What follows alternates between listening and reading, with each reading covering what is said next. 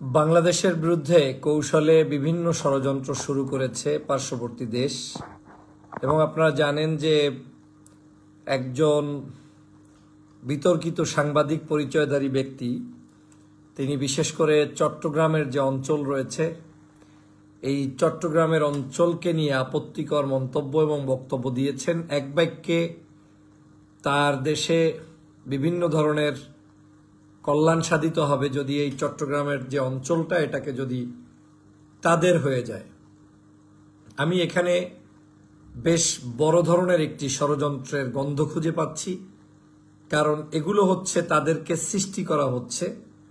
কিছু পাগল ছাগল দিয়ে বক্তব্য দেওয়ানোর অর্থই হচ্ছে যে এটা আমাদের অফিসিয়াল কথা না, কিন্তু এটাই তাদের অফিসিয়াল কথা। তারা যে কোনো মূল্যে বাংলাদেশের ওই পার্টটুকে দখল দিয়ে তাদের বানাতে চায় এবং সেটা তাদের পেটের কথা, কিন্তু একটা পাগল সাংবাদিক দিয়ে এই বক্তব্য দেয়াচ্ছে। এবং তারপরেও আমরা এখন পর্যন্ত সেটার ব্যাপারে সতর্ক হতে পারিনি। এটা আমাদের ব্যর্থতা। আমরা এখনো বুঝতে পারছি না যে কি ভয়ানক ষড়যন্ত্র পাশে বসে তারা নিচ্ছে, আগেও নিয়েছে, এখনো নিচ্ছে। প্রিয় সহযোদ্ধা ভাইয়েরা, দেশবাসী, আপনারা জানেন যে বাংলাদেশের পার্বত্য অঞ্চলে বিভিন্ন সময়ে যে সংঘাত তৈরি হয়, বিভিন্ন ধরনের আপনারা দেখে থাকেন যে হঠাৎ করে পাহাড়ি এবং সেখানে আদিবাসী এরকম বিভিন্ন নামে বেনামে ষড়যন্ত্র চলে। এর মূল সবগুলোর পিছনে হচ্ছে একটা মহাপরিকল্পনা। সেটা হচ্ছে যে কোনো মূল্যে ওই জায়গাটু ধরে নিতে হবে, নিয়ে যেতে হবে, এবং সেটাই এই উচ্ছিষ্টভোগী এক পার্শ্ববর্তী দেশের দালাল সাংবাদিক, যে কিনা বিভিন্ন সময় বিতর্কিত মিথ্যাচার করে যাচ্ছে, সেই মিথ্যাচারকৃত সাংবাদিক সেই বক্তব্যটু রেখে আবার নতুন করে আলোচনায় এসেছে। আমি এর তীব্র নিন্দা জানাই। বাংলাদেশের সরকারকে অনুরোধ করব, সময় থাকতে এখনই এই মুহূর্তে রাষ্ট্রীয়ভাবে আপনাদের পক্ষ থেকে পার্শ্ববর্তী রাষ্ট্রের কাছে চিঠি পাঠাতে হবে। এদের যে রাষ্ট্রদূত আছে তাকে তলব করা উচিত এবং তাকে জিজ্ঞেস করে ওই সাংবাদিককে আরেকটি রাষ্ট্রের সার্বভৌমত্বের উপরে অন্যায়ভাবে, অযাচিতভাবে কথা বলার কারণে তাকে দ্রুত গ্রেপ্তার করে আইনের মাধ্যমে তাকে ওই দেশে শাস্তির ব্যবস্থা করা। শুধু শাস্তি নয়, তার এই বক্তব্যকে যদি কেউ সমর্থন দেয় ওই দেশের, তারাও আমার দেশের সার্বভৌমত্বের বিরুদ্ধে কথা বলবেন, তাদেরকেও শাস্তির আওতায় এনে বিচার কনফার্ম করতে হবে। ওদের কাছে জানতে হবে যে এটা তোমার পেটের কথা, না এটা তোমার মুখের কথা, না এটা পাগল ছাগলের কথা। এবং পাগল ছাগলের কথাই যদি হয়, তাহলে সেই কথাটার উপরে তোমরা যদি বিশ্বাস নাই রাখো, তাহলে পাগল ছাগলকে বিচারের আওতায় আনতে সমস্যা কোথায়? আপনারা জানেন বিভিন্ন খেলা চলছে আমাদেরকে নিয়ে। গত কয়েক মাস পর্যন্ত মিথ্যাচার করে আমাদের দেশের সাধারণ জনগণের যে একটি চিন্তা চেতনা, ফ্যাসিবাদ শেখ হাসিনার বিদায়ের পরে এই দেশের জনগণ যে আজকের কি বলে, এই দেশের জনগণ যে খুশি হয়েছে হাসিনার বিদায়ে, সেটাকে নিয়ে পর্যন্ত বিতর্কিত করা যে না, এদেশে হাসিনা না থাকলে সব শেষ হয়ে যাচ্ছে। কোথায় বসে? পাশের দেশে বসে। পাশের দেশে বসে কিছু কিছু দাদাবাবুরা বাংলাদেশের মন্দির, বিভিন্ন ধরনের হিন্দু ভাইদের উপরে আক্রমণের মিথ্যা তথ্য উপস্থাপন করে তারা সব জায়গায় আজকের ষড়যন্ত্র করছে, এবং এই ষড়যন্ত্রের দাঁত ভাঙা জবাব আমাদেরকে দিতে হবে। আমি ডক্টর আসিফ নজরুল স্যার একটা কথা বলেছেন যে আমাদের পাশে কোনো বন্ধু নাই।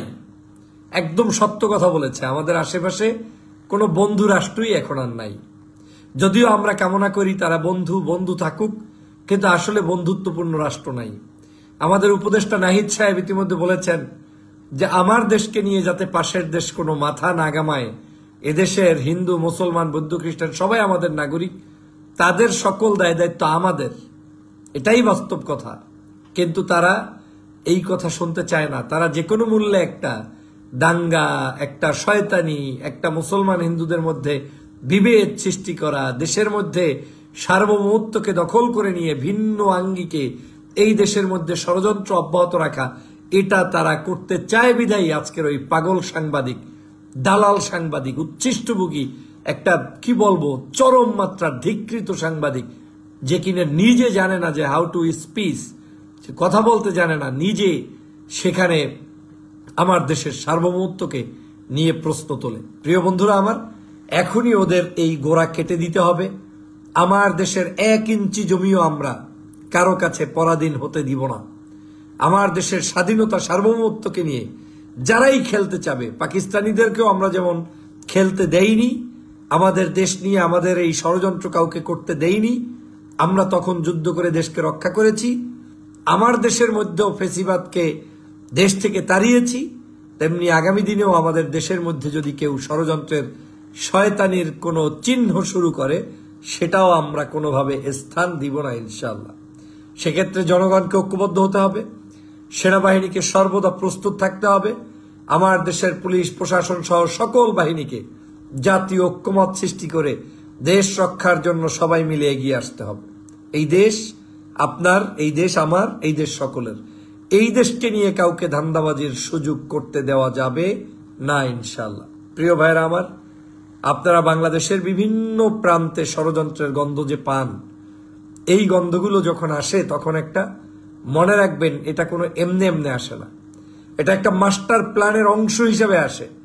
কখনো ছদ্মবেশে আসে, কখনো ধর্মীয় ছদ্মবেশে আসে, কখনো ল্যান্ড দখল দেওয়ার ছদ্মবেশে আসে, কখনো এইরকম সাংবাদিকরা উচকে দিয়ে কিছু কথা বলবে। এগুলো সব সিমটম আছে, এটার পিছনে বিশাল একটা জায়গার কাজ চলছে। আপনি কি মনে করেন শুধু শুধু এই যে চট্টগ্রাম দেখছেন, এই অঞ্চলটা যদি আমাদের হয়ে যায় তাহলে আমরা এখানে যাব? এটা কি আপনি সহজ মনে করছেন যে চাইলো আর একজনে বলে দিল আর শেষ হয়ে গেল? না, এটাই হচ্ছে মাস্টার প্ল্যান।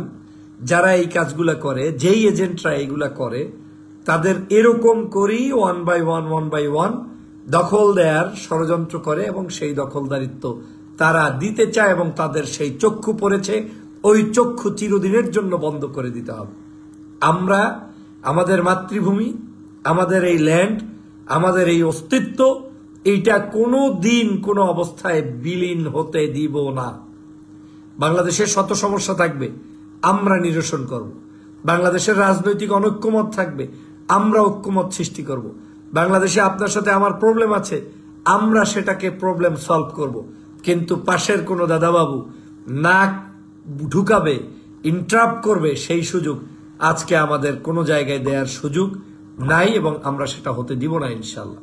প্রিয় ভাইরা আমার, মাতৃভূমির জন্য লড়াই করুন, মাতৃভূমির জন্য সংগ্রাম করুন, মাতৃভূমির জন্য নিজের জীবনকে প্রস্তুত রাখুন এবং এই বাংলাদেশকে রক্ষার জন্য সম্মিলিতভাবে সবাই মিলে আমরা এগিয়ে যাওয়ার স্বপ্ন এবং আপনারা সবাই মিলে সেই ঐক্যমত গঠন করুন।